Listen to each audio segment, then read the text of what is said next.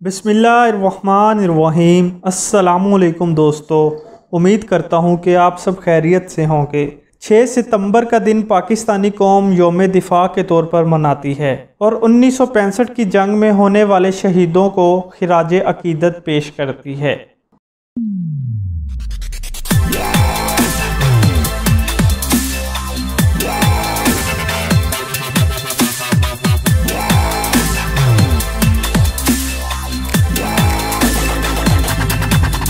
दोस्तों, 6 सितंबर 1965 के मार्का की लाजवाल दास्तान से पाकिस्तान का बच्चा बच्चा वाक़फ़े हाल है कि किस तरह पाकिस्तान की आर्मी, एयर फोर्स और पाकिस्तानी कौम ने बहादुरी का मुजाहिरा दिखाते हुए दुश्मन की आंख में आंख डालकर उसका डट कर मुकाबला किया और दुश्मन के नापाक इरादों को चकनाचूर कर दिया।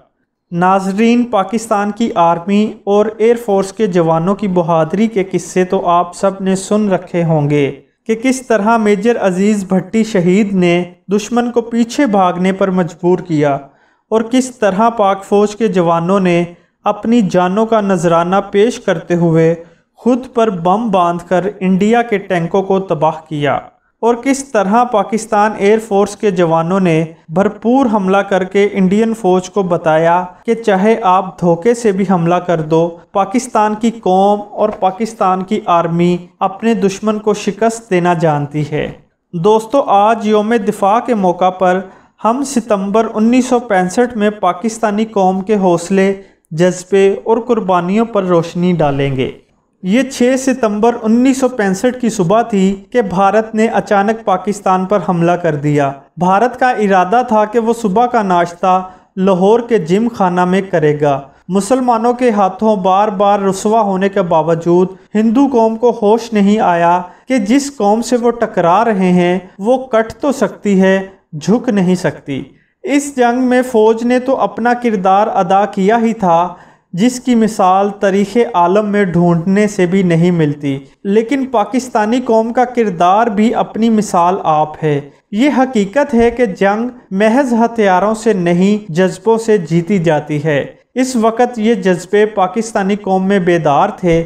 1965 की जंग में शहीदों के शहर सरगोदा के लोगों ने एक खूबसूरत मिसाल कायम की कि सरगोदा एयर बेस के कमांडर बयान करते हैं कि जंग के दिनों में एयर बेस की हिफाजत के लिए अज़ाफ़ी फ़ौज आई हुई थी। उनके लिए चारपाइयों और बिस्तरों की ज़रूरत पड़ी। सरगोदा की एक मस्जिद में ऐलान किया गया कि फ़ौजियों के लिए बिस्तर और चारपाइयों की ज़रूरत है। मेरे जहन में था कि कुछ बिस्तर और चारपाइयाँ मिल जाएंगी तो गुजारा कर लेंगे, लेकिन मैंने देखा कि एक ही घंटे में PAF इंसानों और गाड़ियों से भर चुका था। हर एक के पास बिल्कुल नए बिस्तर और चारपाइयाँ थी। मुझे इसकी तवक्को बिल्कुल नहीं थी। हमने ज़रूरत के मुताबिक बिस्तर और चारपाइयाँ ले ली और बाकी लोगों को वापस ले जाने के लिए कहा तो वो गुस्से से चारपाइयाँ और बिस्तर फेंक कर बोले, अगर हमसे नहीं लेने तो हम भी इनको वापस नहीं ले जाएंगे। उनका जज्बा और खलूस देखकर मेरी आंखों में आंसू आ गए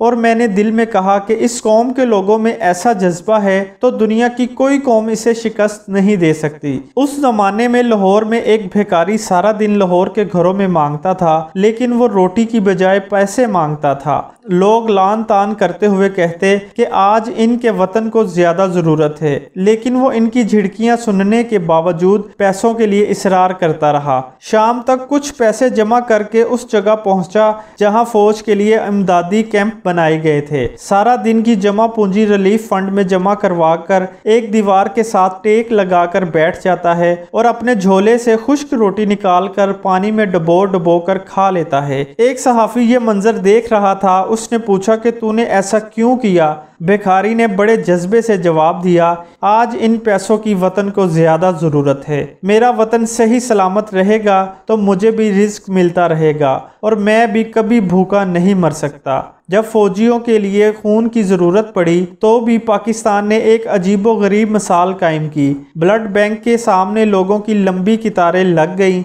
जब ब्लड बैंक भर गए तो लोगों के घरों से आर्जी तौर पर फ्रिज मांगकर खून की बोतलें महफूज की गईं। कतार में लगा एक दुबला पतला नौजवान बड़ा पुरजोश था कि अपने वतन के कुछ तो काम आएगा। अपनी बारी पर अंदर गया। उसका वजन किया गया तो वजन कम था। कम वजन और कमजोर जिस्म की वजह से उसका खून ना लिया गया तो उसकी आंखों में आंसू आ गए। वो बाहर निकला, सामने की दुकान से 2 किलो का बाट मांगा और वजह बताई कि कम वजन की वजह से इसका खून नहीं लिया गया, जबकि वो खून देना चाहता है। ये सुनकर दुकानदार ने दूसरी बात नहीं की और उसे बाट दे दिया। वो बाट अपने कपड़ों में छुपाकर फिर कितार में लग गया। अब वजन पूरा निकला।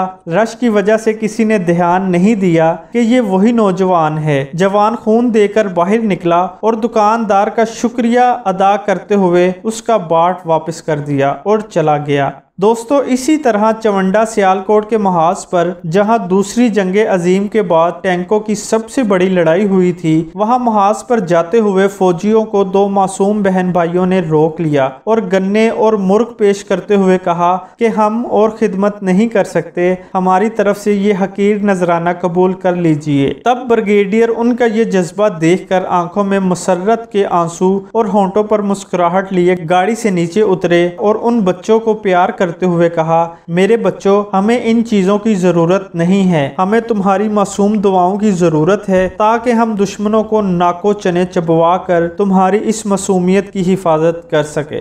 दोस्तों, ये वाकयात पढ़कर और सुनकर वो आज ठंडी सांसें भरते हैं जिनके दिलों में आज भी कुछ कसक और एहसास बाकी है, वरना सबके लिए ऐसा नहीं है। उम्मीद करता हूँ कि आपको ये वीडियो पसंद आई होगी। हौसला अफजाई के लिए चैनल को सब्सक्राइब और लाइक कीजिए। शुक्रिया।